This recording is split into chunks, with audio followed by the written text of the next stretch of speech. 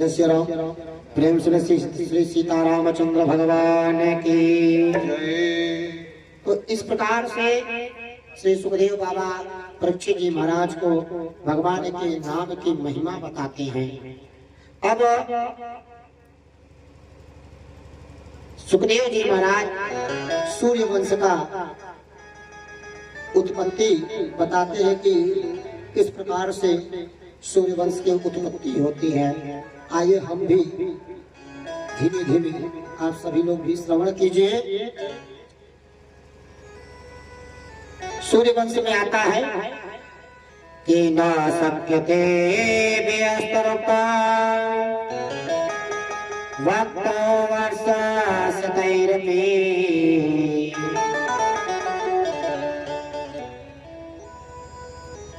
सुखदेव जी महाराज कहते हैं,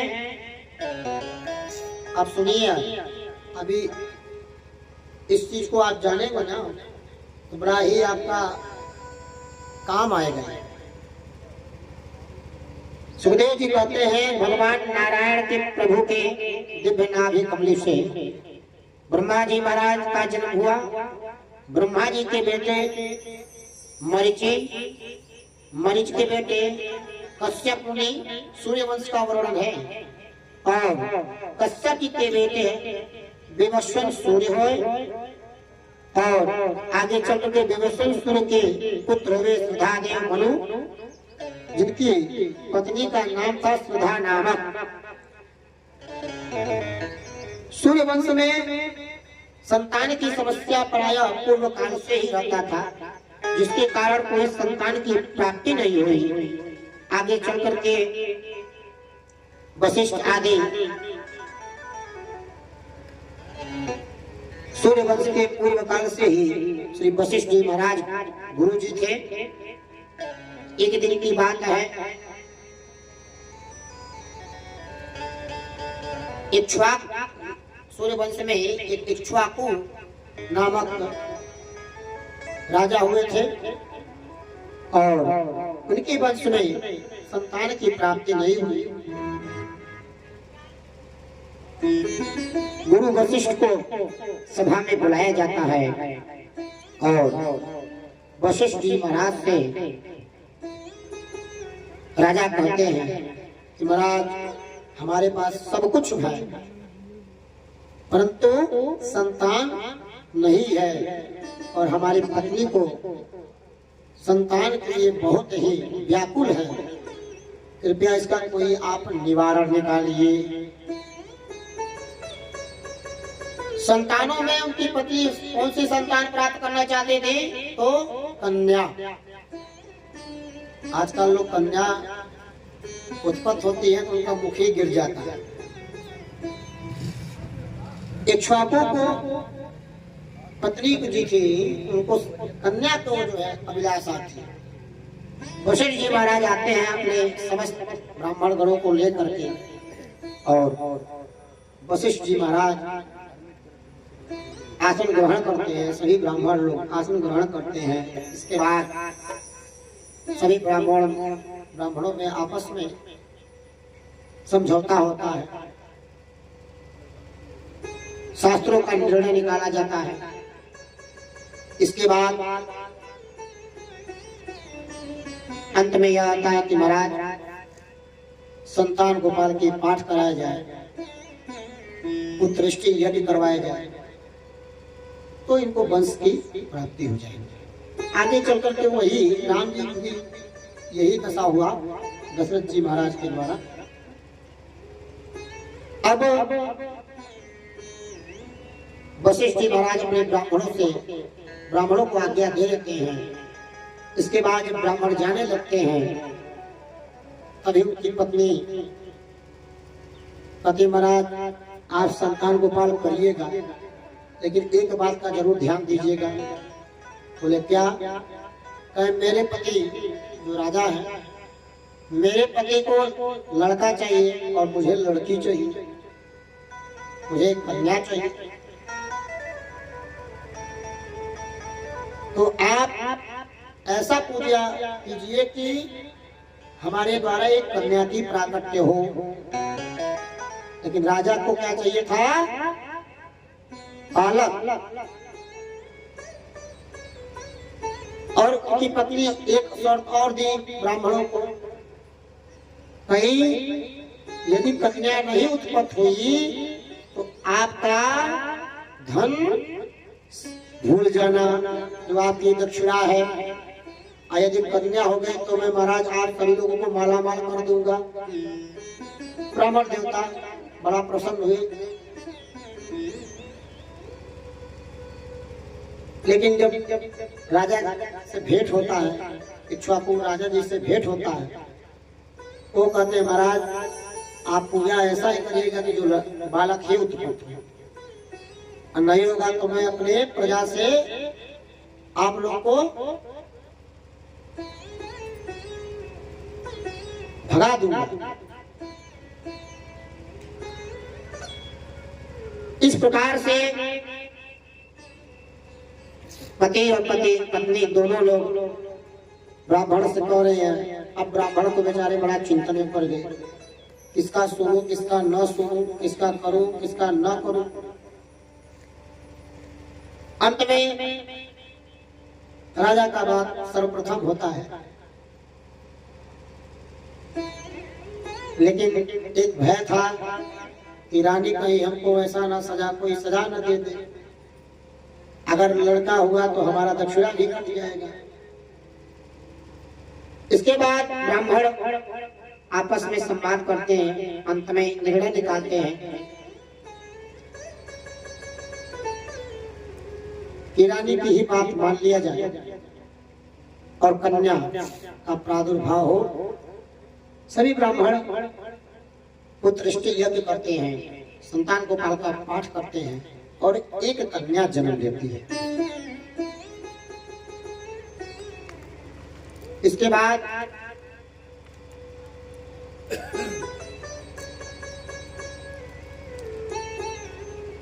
राजा को पता चलता है। राजा जाते हैं इक्ष्वाकु, वशिष्ठ जी महाराज से शिकायत करते हैं कि महाराज देखो, मैंने आपको गुरु समझ करके बुलाया, अपनी सारे दुखों के वृत्तांत आपसे सुनाया, और बदले में मुझे क्या मिला? कन्या। महाराज मुझे कन्या नहीं चाहिए, अब आप कुछ करिए। वशिष्ठ जी महाराज अपने ब्राह्मणों से बोलते हैं, क्यों भाई, पूजा पाठ में कहीं गलती तो नहीं कर दी, गड़बड़ी तो नहीं कर दी? सभी ब्राह्मण कहते हैं महाराज हमारी क्या गलती है?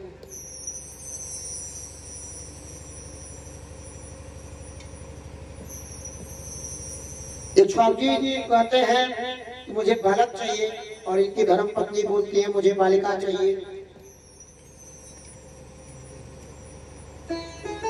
और नाना प्रकार की हमको धमकी देती है, अगर आप पूजा पाठ कर करके अगर कन्या की उत्पत्ति नहीं हुई तो आपका दक्षिणा कट हो जाएगा।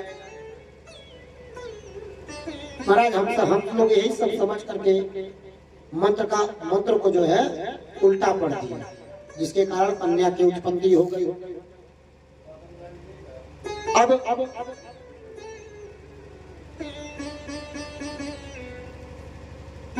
अपनी सारी वृत्तांत गुरु वशिष्ठ जी महाराज को बताते हैं। वशिष्ठ जी महाराज जब सुनते हैं तो राजा से कहते हैं कि महाराज देखिए, मेरे ब्राह्मणों में तो कोई कमी नहीं है, आपके परिवार में आपस मतभेद है, तो हम ब्राह्मणों को क्यों दोषी आप साबित करते हैं? कहे महाराज आप मेरे गुरु हैं, आप ही कुछ करेंगे, निर्णय करेंगे तभी हमारा कल्याण है, लेकिन हमको चाहिए बालक ही। तो वशिष्ठ जी महाराज अपने तप से उस बालिका को बेटा बना देते हैं। अंत में वो लड़का हो जाता है। आगे चल करके उसी से मृगश्रय, दृष्टघट, परुष, नश्यन, पृषघ्र, नभक्कवे आदि 10 पुत्र हुए। इन्हीं से सूर्य वंश का विस्तार हुआ। आगे सरयाती नामक पुत्र थे, उनकी एक बेटा है सुकन्या। उस सुकन्या ने धोखे से अनजाने में च्यवन मुनि के नेत्र फोड़ दिए, जिसके कारण अंत में च्यवन मुनि से ही उनका विवाह हुआ और उनसे उत्पत्ति हुआ अश्विनी कुमार। अश्विनी कुमार नौवन प्राप्त कर ले, इन्हीं से सरयाती जी के वंश हुए, रेवत हुए।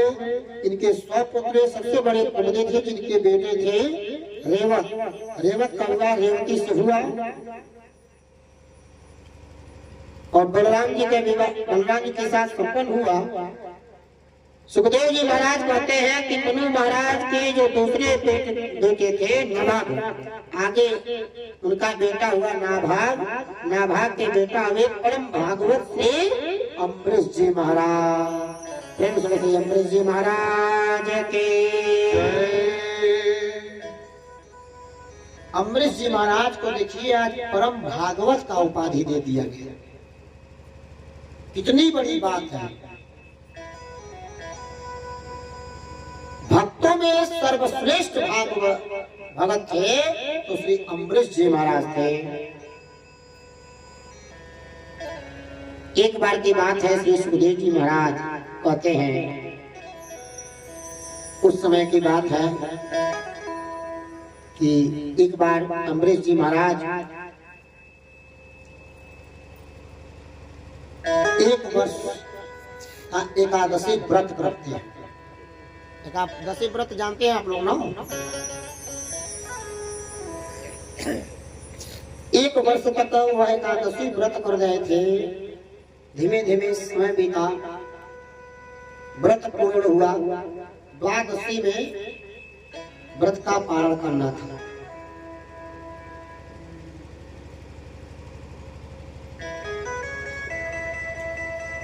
इसके बाद देखते हैं सभी ब्राह्मण वहां उपस्थित थे। उसी मार्ग से श्री दुर्वासा जी महाराज जा रहे थे और जब दुर्वासा जी महाराज को देखते हैं अम्बरीश जी महाराज, तो दुर्वासा जी महाराज को निमंत्रण देते थे।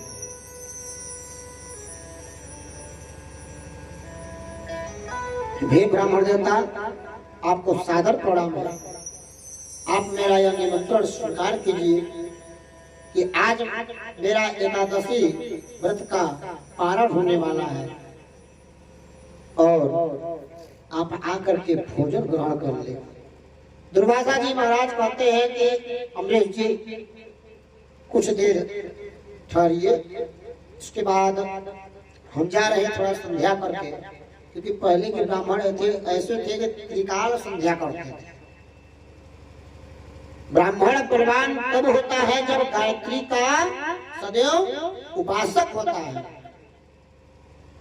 उपासना विहित होता है तो उसको ब्राह्मण ब्राह्मण नहीं कहा जाता है। तपबल विप्र सदा परियारा। ब्राह्मण का तपस्या क्या है? गायत्री। जब तक वह गायत्री का जप नहीं कर रहा है तब तक वह बलवान नहीं रहे। किसी भी ब्राह्मण की मैं बात कर रहा हूँ, ब्राह्मण वंश में अगर उत्पत्ति है तो सुनिश्चित रूप से गायत्री का जप करना चाहिए।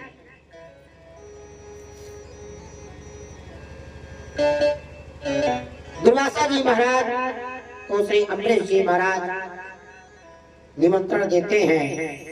इसके बाद दुर्वासा जी जाते हैं। अम्बरीश जी महाराज को दुर्वासा जी का इंतजार कर रहे थे। समय भाग रहा था, तिथि निकल रहे थे। सभी ब्राह्मणों से श्री अम्बरीश जी महाराज पूछते हैं कि महाराज एक बात बताइए।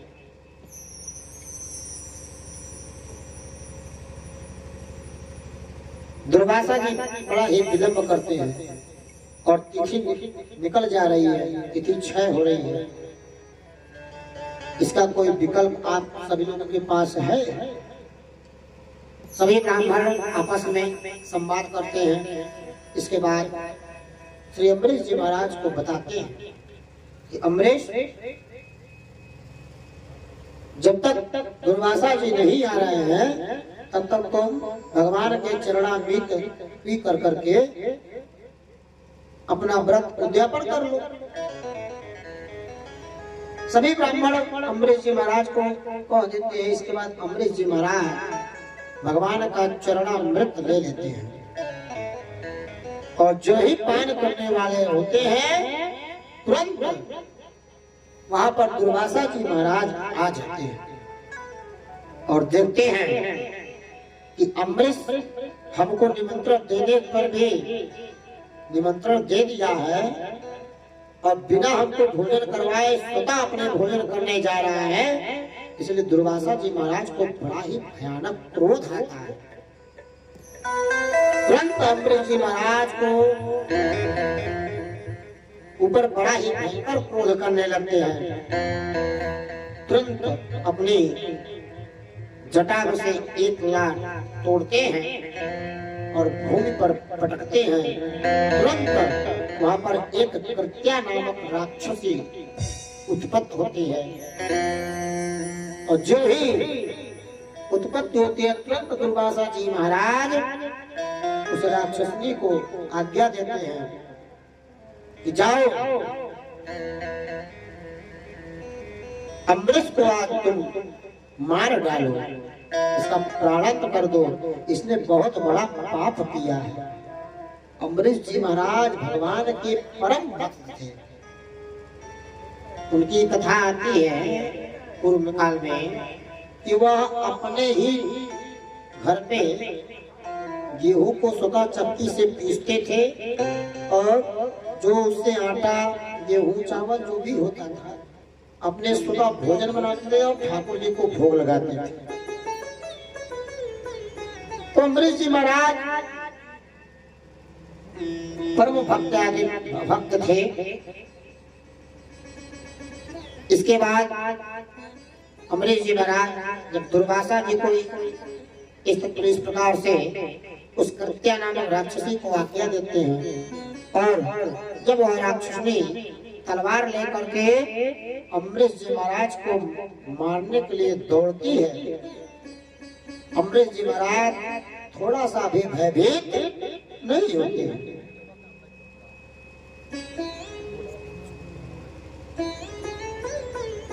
इसके बाद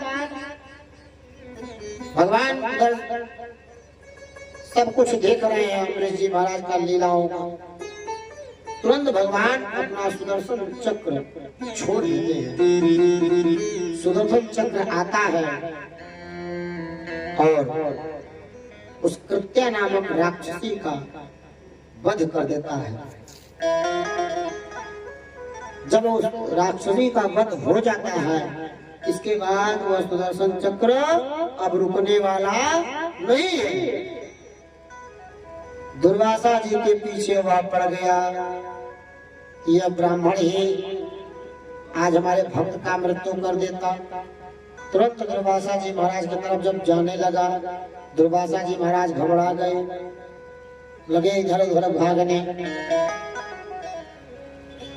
भागते भागते श्री ब्रह्मा जी महाराज के पास जाते हैं। ब्रह्मा जी से कहते हैं महाराज पाहि मां रक्षा कीजिए, महाराज रक्षा कीजिए।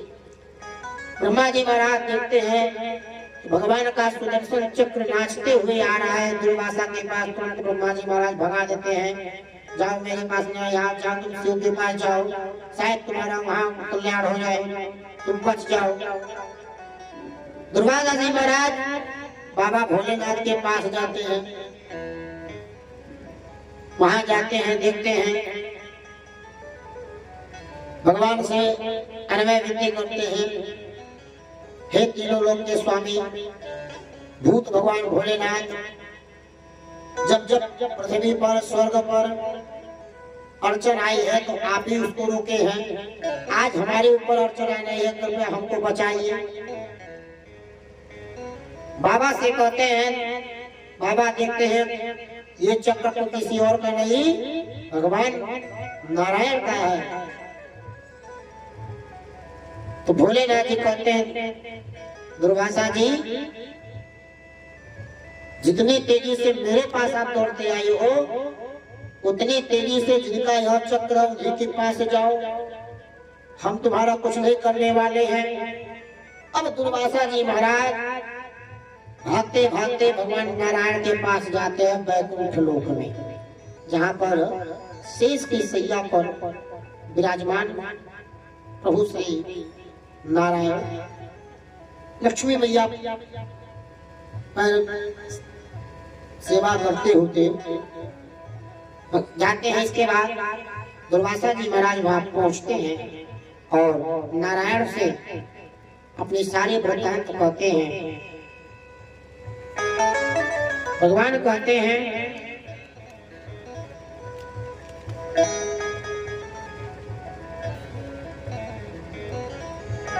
हे दुर्वासा, मेरे पास क्यों आए हो? आप प्रभु, आप तो ब्राह्मण के अपने हृदय से लगा करके रखते हैं। जब जब ब्राह्मणों पे अर्चन आया है, आप साक्षात प्रकट होकर के रक्षा किए हैं। आज हम ब्राह्मण के ऊपर ऐसा कष्ट आया है, कृपया रक्षा कीजिए। इस प्रकार से भगवान से दुर्वासा जी महाराज अनवय विनती करते हैं। इसके बाद भगवान क्या कहते हैं कि अहम भक्त पराधीनो हिया स्वतंत्र एव दुजा साधुर्भि गुप्ता हृदय भक्तै भक्त जना प्रिया। हे विप्र, आप तो बात सही कर रहे हो कि मैं ब्राह्मणों को बड़ा अतिशय प्रिय करता हूँ, बहुत मानता हूँ, अपने हृदय से लगा के रखता हूँ, परंतु मैं अपने भक्त के भी प्रति उसी के अधीन रहता हूँ। भक्त जैसा हमको नचाता है उसी प्रकार मैं नाचता हूँ। जितनी याचना तुम मेरे सम्मुख कर रहे हो, उतनी ही याचना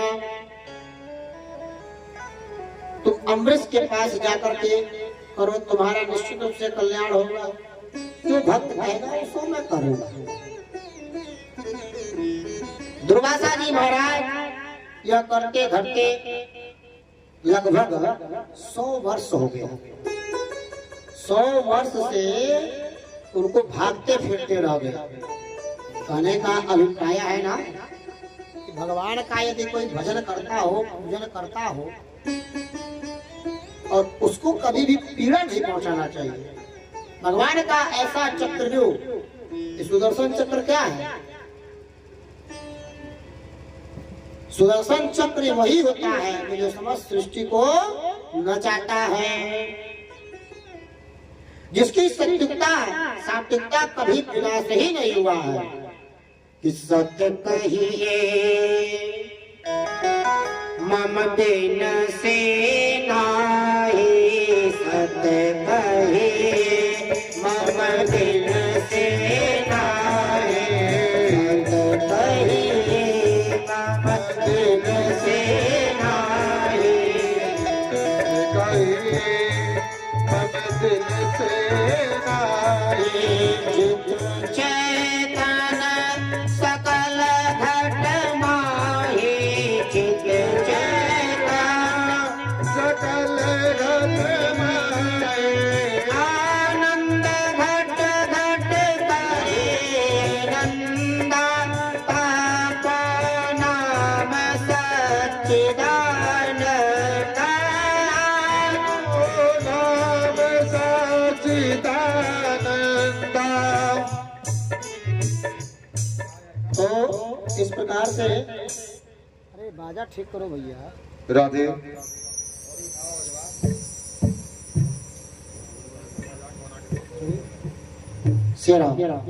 राधे। तो कहने का अभिप्राय है कि भगवान भी अपने भक्त के पराधीन रहते हैं।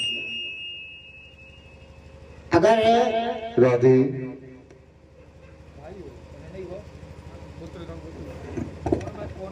जी महाराज जब दुर्वासा जी को इस प्रकार से देखते हैं तुरंत अमरीश जी महाराज दुर्वासा जी महाराज को उठाते हैं। हे विप्र देवता,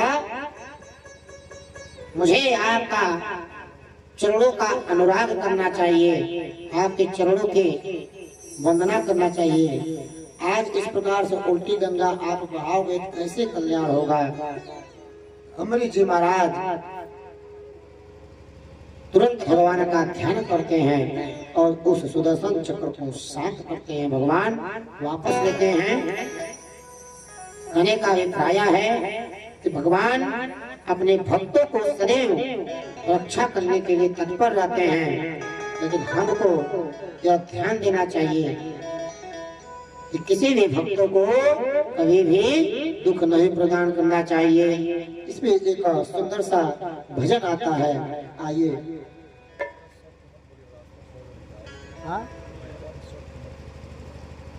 आइए हम सभी लोग भगवान भजन के माध्यम से भगवान के करुण भाव को स्मरण करते हैं कि करुणा निधान रउआ जगत के दाता होए। करुणा निधान रउआ जगत के दाता होए। करुणा निधान रउआ जगत के दाता होए। करुणा निधान रउआ जगत के दाता होए। पति के फेर देती, पति के फेर देती, पति के फेर देती, पति के फेर देती। समान रउआ जगत के दाता होए। करुणा निधान जगत के दाता होए। भगवान रउआ जगत के दाता होए। ग्राह के मार देहनी, ग्राह के मार देहनी, ग्राह के मार देहनी, ग्राह के मार देहनी। गज के उभार देहनी, गज के उभार देहनी। जाने जहान रउआ जगत के दाता है। करुणा निधान रउआ जगत के दाता है। श्री भगवान रउआ जगत के दाता है।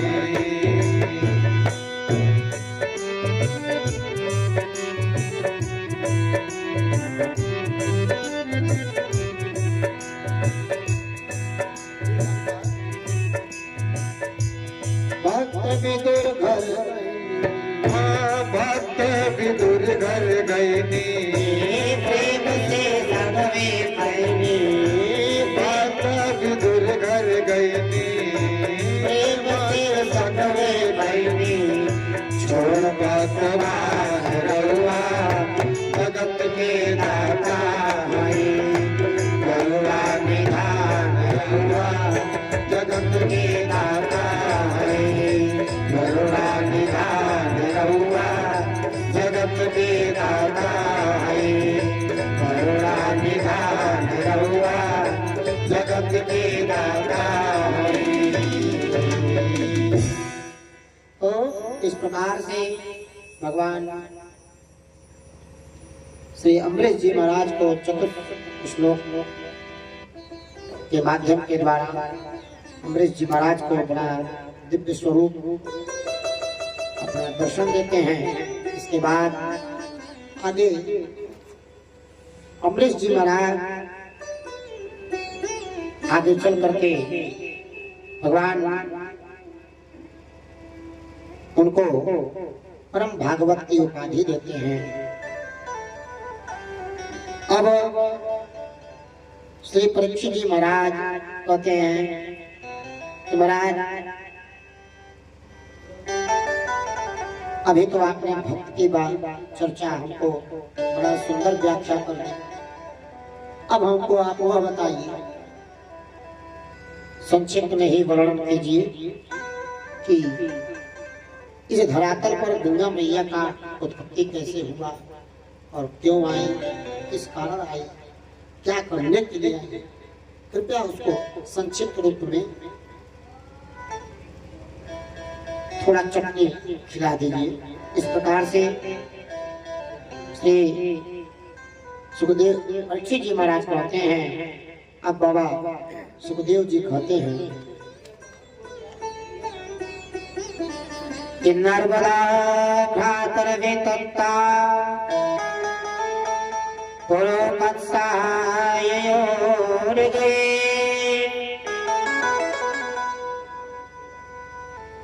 तया रसातलं नीके भोजनेन्द्र प्रयोक्तया।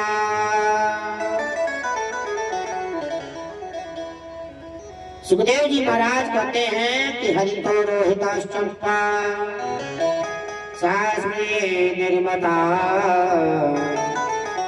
चंपापुरी सुदेव विजयस्य चात्मनः। श्री सुखदेव जी महाराज कहते हैं कि राजन, एक समय की बात है,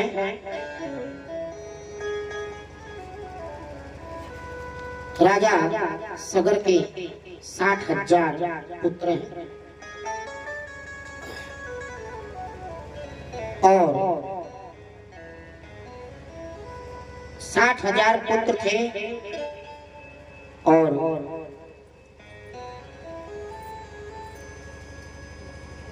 उनके सर्वश्रेष्ठ एक अंशुमान नाम के पुत्र थे।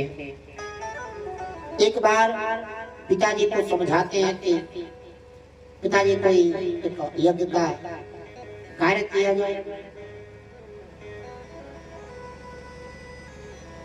अंशुमान के समझाने इत्यादि के बाद सगर जी महाराज अश्वमेध यज्ञ का आयोजन रखते हैं और विप्रगण इत्यादि को बुलाते हैं। इसके बाद अश्वमेध यज्ञ आरंभ होता है। पहले अश्वमेध यज्ञ जब होता था तो उस समय अश्व छोड़ा जाता था, घोड़ा जहां तक जाता था उसके पीछे पीछे लोग भागते थे और उतना जमीन ब्राह्मणों को लोग दान करते थे। पहले ऐसा था, अब तो कोई भू विधान होता ही नहीं है। पहले जब ये समेध यज्ञ होता था ना, तो जितना दिन घोड़ा जाता था उतना दिन ब्राह्मणों को दान दिया जाता था। इस प्रकार से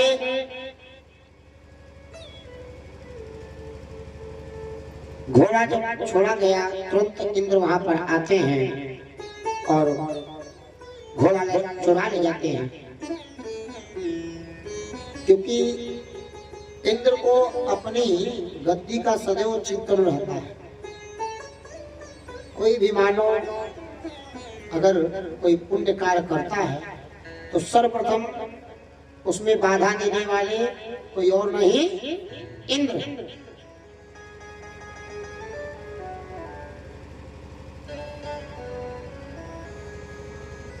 इंद्र उस घोड़ा को ले जाकर के कपिल मुनि के आश्रम के पीछे बांध देते हैं।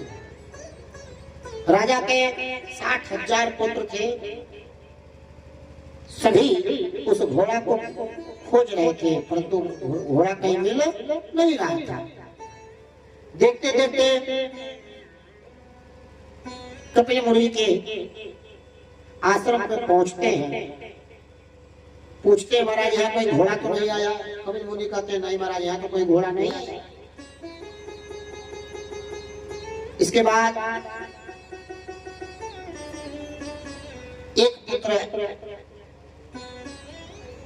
देखता है कि कपिल मुनि के आश्रम के पीछे वह घोड़ा बंधा हुआ है। 60,000 पुत्रों को जब ये पता चलता है तो बड़ा ही भयानक क्रोध आता है और कपिल मुनि को बुरा भला कहने लगते हैं। तुम अपने आप को बहुत बड़ा ब्राह्मण समझते हो, साधु समझते हो, पाखंडी हो। कपिल मुनि को बड़ा ही क्रोध आता है और तुरंत अपने क्रोध के नेत्र से देखते हैं और राजा सगर के 60,000 पुत्रों का तुरंत जल करके भस्म हो जाते हैं। इस प्रकार से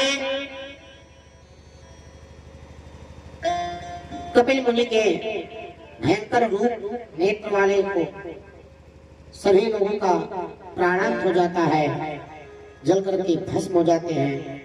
आगे चल करके अंशुमान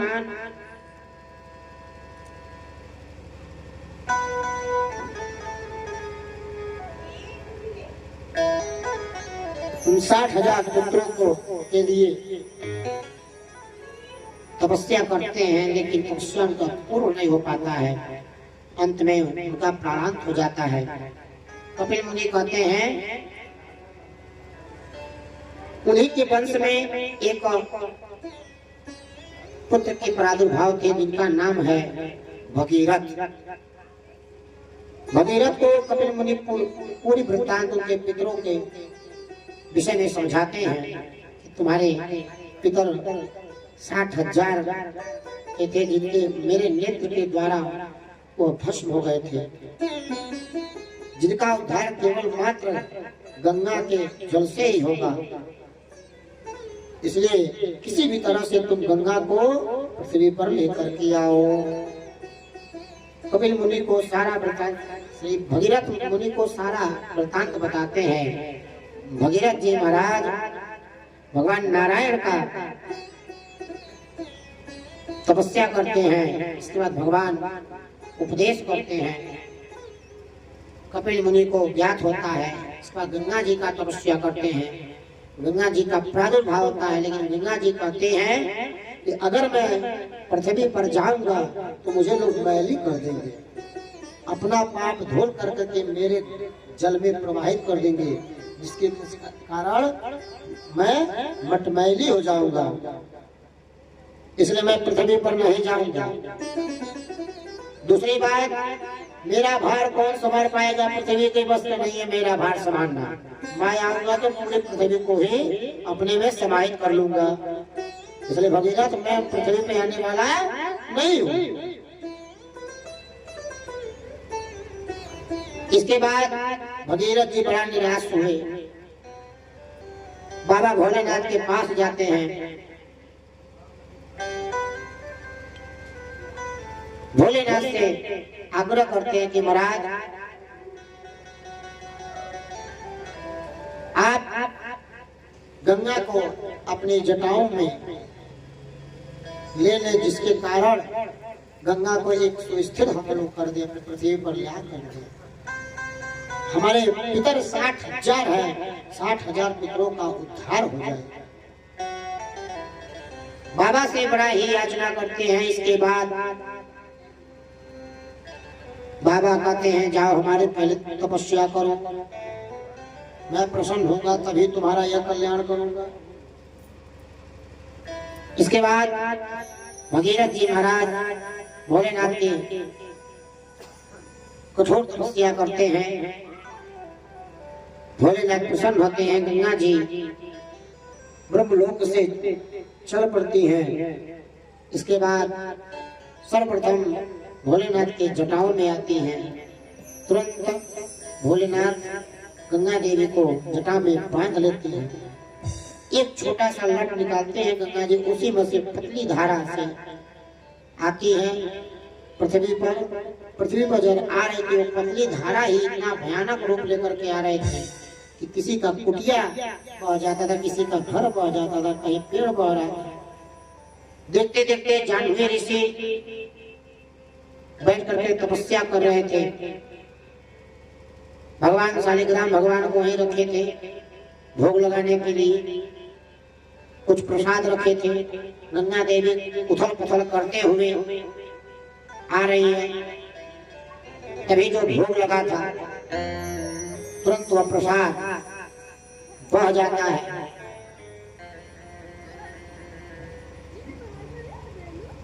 जानवी ऋषि का कुटिया भी कहा जाता है। जानवी ऋषि को बड़ा ही भयानक क्रोध आता है। तुरंत ओम केशवाय नमः, ओम नारायणाय नमः, ओम माधवाय नमः। तुरंत जानवी ऋषि गंगा जी को त्रियाचम्य तीन आचमन कर लेते हैं। गंगा जी में शांत हो जाती है। फिर सदर बड़ा दुखी होते हैं, जानवी ऋषि से आग्रह विनती करते हैं।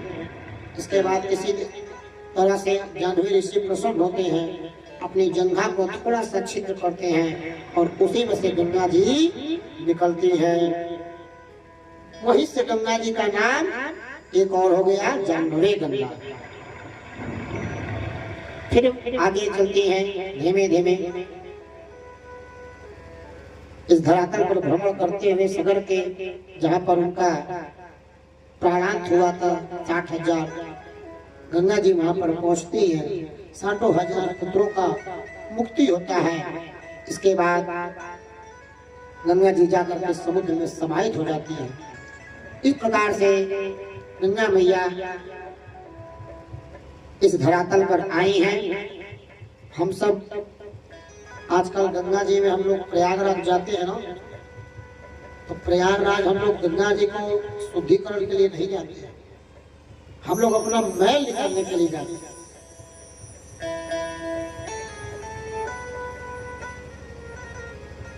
कहने का अभिप्राय है ज्ञान बढ़े गोड़े वान की संगते, ज्ञान बढ़े वान की संगते, ज्ञान बढ़े गोड़े वान की संगते, ज्ञान बढ़े वान की संगते, ध्यान बढ़े तपसी संग के रे, ध्यान बढ़े तपसी संग रे, मोह बढ़े परिवार की संगते, मोह बढ़े परिवार की संगते, लोभ बढ़े धन में चित दीने, लोभ बढ़े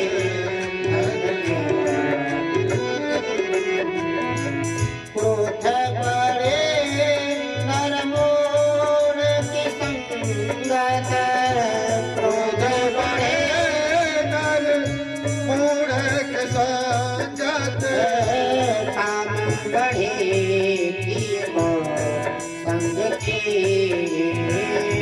काम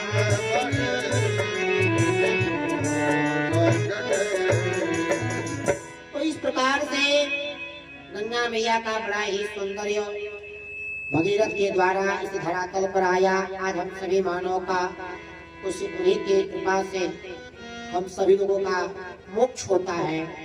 प्रेम से श्री गंगा मैया की, भगीरथ भगवान की जय। तो इस प्रकार से सूर्यवंश में भगीरथ जी का आता है। आगे चल करके हम सभी लोग जिसके लिए प्रयत्न है, जो राम ही केवल प्रेम प्रिया, तो जब तक राम नहीं रहेंगे कथा में तब तक कथा का आनंद नहीं आएगा। श्री परीक्षित जी महाराज और सुखदेव जी महाराज का संवाद चल रहा है। सुखदेव बाबा कहते हैं कि राजन, इन्हीं के वंश में आगे चल करके खड़वांग हुए, दीर्घबाहु हुए, रघु हुए, रघु से अज हुए, अज के महाराज दशरथ हुए। दशरथ क्या है? जो दशों रथ को जीतने वाले, उन्हीं को दशरथ कहा जाता है। एक बार की बात है, दशरथ जी महाराज, दशरथ जी की कथा तो सभी लोग जानते हैं। एक बार दशरथ जी महाराज इंद्रलोक में जाते हैं और वहां जाकर के इंद्र इत्यादि से सभी देवी देवताओं से वार्तालाप संवाद करते हैं। पुनः इस धरातल पर वो आते हैं, उसी वक्त उनको एक ध्वनि सुनाई देती है। कौन सी ध्वनि सुनाई देती है?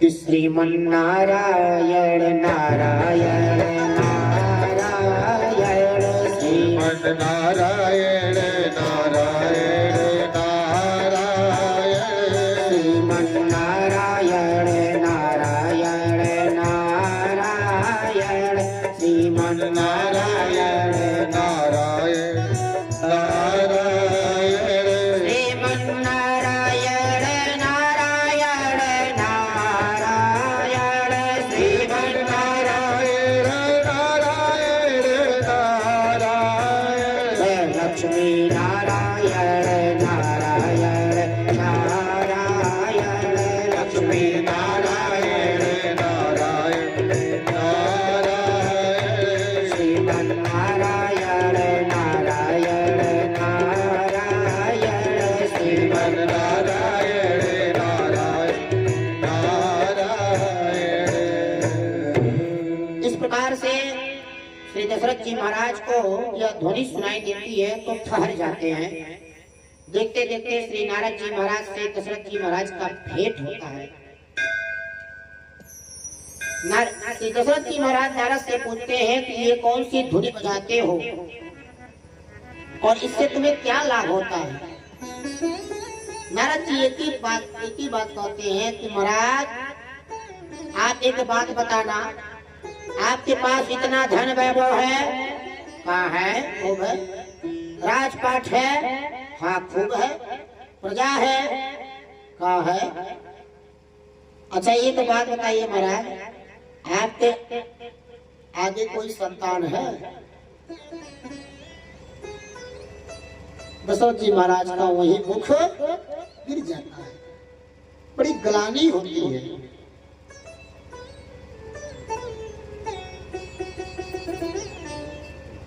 इस प्रकार से जब नारद जी महाराज दशरथ जी को कहते हैं, बड़ा दुख होता है।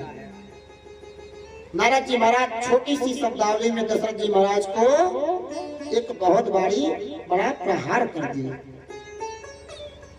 अब दशरथ जी महाराज वहां से मुख नीचे कर करके वहां इस धरातल पर आते हैं। बड़ा ही उनको कष्ट होता है। क्या कहते हैं?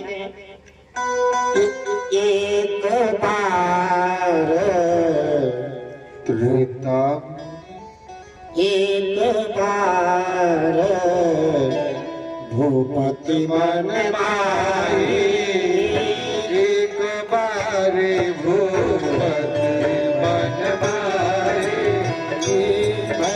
भैरानी मोर सुत गाई, भाई गलानी मोर सुत नाई। एक बार भूपति मन माही, एक बार भूपति मन माही, भय गलानी मोर सुत नाही। भाई गलानी मोर सुत नाई। गुरु गृह गया तुरत माही पाला, तुरंत मही पाला, चरण लागी करी विनय विशाला। चरण लागे विशाला, निज दुख सुख सब गुरु ही सुनाया, निज दुख सुख सब गुरु ही सुनाया। वही वशिष्ठ बहु विधि समझाया, वशिष्ठ बहु विधि समझाया। धरहु धीर मोहि सुत चारी, धरहु धीर होई मैं सुत चारी। त्रिभुवन विदित भगत भयहारी, त्रिभुवन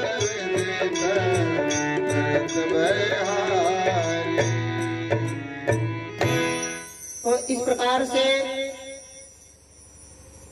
दशरथ जी महाराज को बड़ा ही ग्लानि होता है और भूमि पर आते हैं। इसके बाद तुरंत गुरुदेव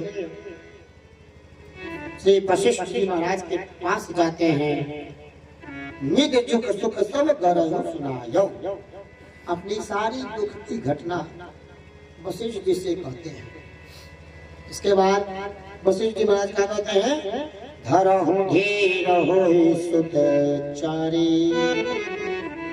हे दशरथ, तुम चिंता मत करो, धैर्य रखो,